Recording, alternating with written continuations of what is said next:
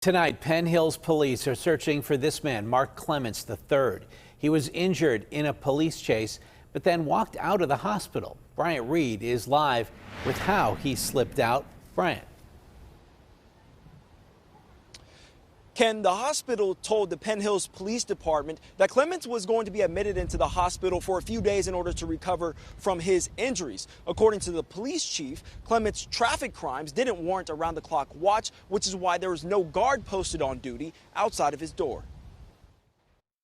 The vehicle this individual was driving fit the description of a possible vehicle that was involved in a shooting.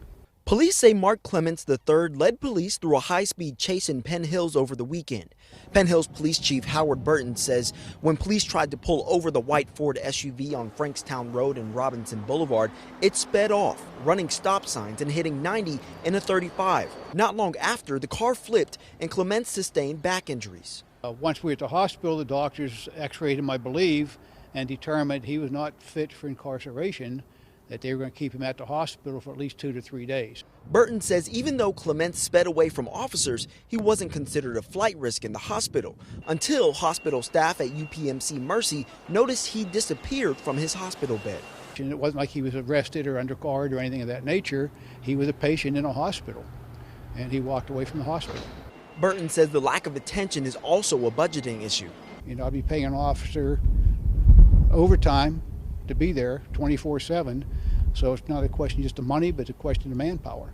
Burton says his department planned to come back with an arrest warrant once Clements was set to be released, but now they're on the lookout.